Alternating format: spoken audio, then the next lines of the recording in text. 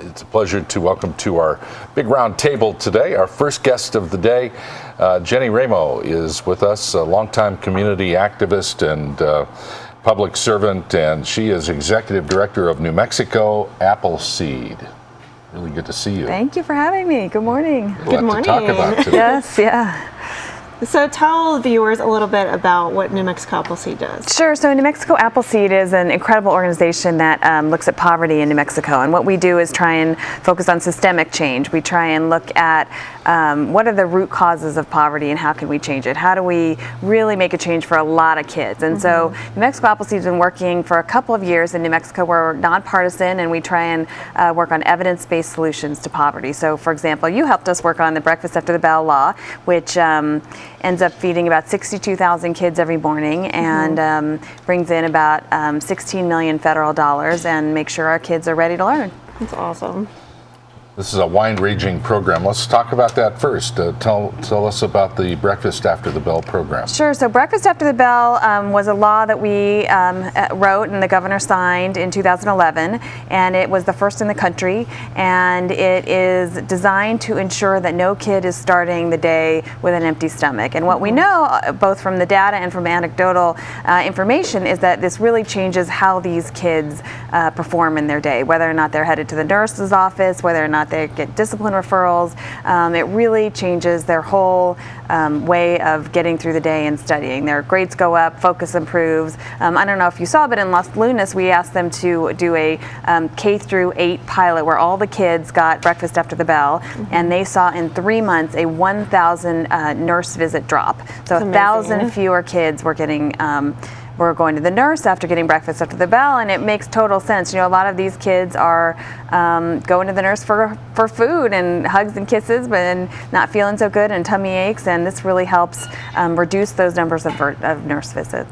And that one of the big issues in New Mexico is sometimes that's the only meals the kids have in the day or at school. That's right. That's right. We are #1 in the country for child hunger. And whether or not somebody calls it hunger or food insecurity or missing meals, it really doesn't matter. What we know is that we don't want to be the Horn of Africa. We want to be better, and we want to do better by our kids and make sure that they are able to learn. And we know that nobody can learn and grow and thrive and have their brains grow if they haven't eaten.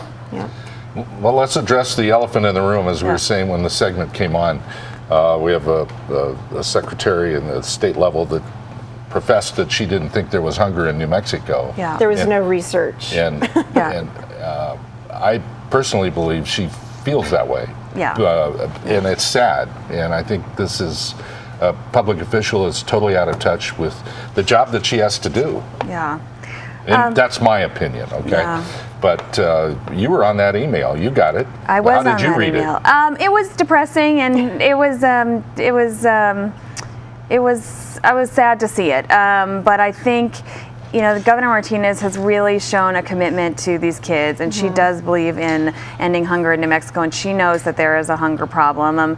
That, you know, if you go into Santo Domingo Pueblo or some of the poorer communities in our state that are so vibrant with culture and everything else that's wonderful, and these kids are gorgeous and smart and capable of doing anything, and they just don't have enough food, and they don't have food access. And whether or not it's the parents' fault or the government's fault, or it really doesn't matter. What we know is that these kids really need to eat.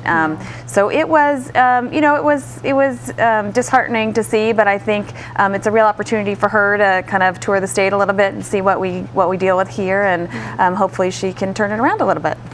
Yep.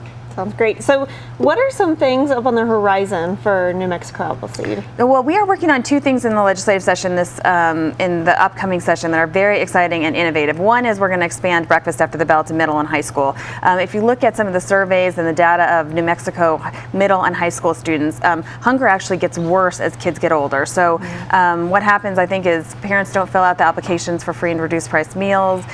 Kids are presumed to be a lot more self-sufficient than they are. And the reality is that they're not eating, and a lot of times in their homes, the little kids get the food. So we want to expand Breakfast After the Bell to the middle school and high school of the highest poverty schools in New Mexico, and so that'll be 70 more schools and 23,000 more kids. Wow. Yeah, so that'll be a about 85,000 kids total who will be getting breakfast, and it is just a critical program. So that's number one. And number two is we're working on foster care.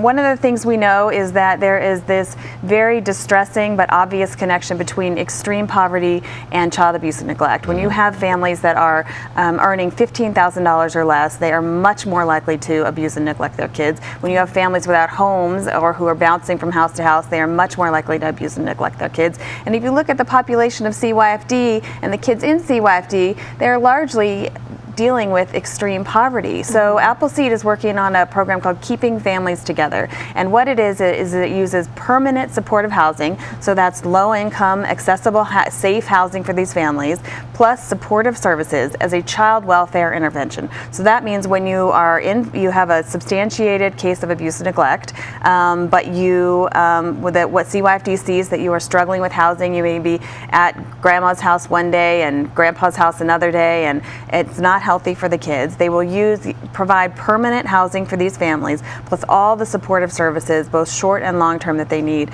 to be successful, stabilize, and get those kids out of this crisis situation. And this was actually done in New York. That's and right. They saw amazing results. They did. I think 100%. I think 100% of the foster care or the child welfare cases were closed. 60% of 100% of the families were reunited. So if they had lost a kid to foster care, they were reunified, which is huge. And 100% of the families stayed housed. So these are all things that, when you look at child abuse and neglect and everything in our state that is wrong really goes back to poverty, and this really addresses the root causes of poverty. Can we stabilize these families so that you don't have kids who are homeless who then are more likely to become homeless when they're older? They're more likely to have kids who are in foster care when they're older. We're kind of trying to end this cycle. Speaking of that cycle, when you intervene, have you found a successful point where you can intervene and change things? Is there some key that's working someplace else that we need to model? Well, I think the program in New York was when children had already been removed from the home, and so this was to reunify them. This was kind of to preserve the family, get the families back. But I think what we're going to see with this pilot, which is families who are about to lose their kids to foster care, but for this kind of intervention that they are really on the path to foster care at some point, is that this will stabilize the family. And what we hope from this pilot that we're going to see is that, when we get a call on the Smith family, when CYFD gets a call on the Smith family, for the first time, they're going to say, this family has inadequate housing and they need support services. They have no social support here. They have substance abuse problems. Let's not let the entire family disintegrate. Let's intervene now. That's amazing. So there's a pilot. How long is that pilot going to be? A lot of people expect results right away. No, it'll take some time. That's right. It's a 3-year pilot. We're asking for about $1 million a year. The pilot would be in Santa Fe, Albuquerque, and Las Cruces. And we've been working in partnership with CYFD, Heading Home in Albuquerque, which is a wonderful program that is working on housing first for homeless people, and a lot of homelessness providers and social services providers, all in partnership around the table trying to figure out how to do it better. How is New Mexico Appleseed supported? We are supported by donors. Great question. Actually, I was asking because I didn't know. Yeah, we are supported by donors. We have some foundation money, but largely people who understand the importance of not just helping one person, but helping a whole system change to help many people support us. And if people are interested in donating, certainly on our website is a great way to do that. And if people want to volunteer, can they do that as well? Any events you ever have? Yeah, we are working on some events, and if people are interested in volunteering, they can certainly check in through our website. We always welcome volunteers, and we always welcome support. Yeah. Just a minute and a half left in our segment. As you go to the legislature on this issue, are you getting bipartisan support? Are legislators on board? Is there a debate over this? How does that go for you? We'll see. I find it hard to believe anyone would stand against either of these things. I would too. That's why I'm asking you. The great thing about Keeping Families Together is it actually happens to save the state quite a bit of money, which is funny because it's a best practice for families and it's how they're going to be together, but it also saves about $10,000 a family. Wow. So even though it's $1 million ask, it's about a $500,000 save. Yeah, wow. Good. That's amazing. Well, we wish all the best. Thank you. Thank you for having me. Well, this is excellent, and it's nmappleseed.com. .org. .org. Yep. .org. Yep. Oh, sorry. Okay. .nmappleseed.org, and Jenny Ramo is the executive director of New Mexico Appleseed. This is fascinating. I want an update on how it's going. Happily. And especially at legislative time. Would love to come back. Like I said, there should be no debate on this. I would hope. None. I would hope. Such a huge issue in New Mexico. I would hope. Well, it's great to see you. Thanks for sharing this with us today. Thank you for having me. Yeah.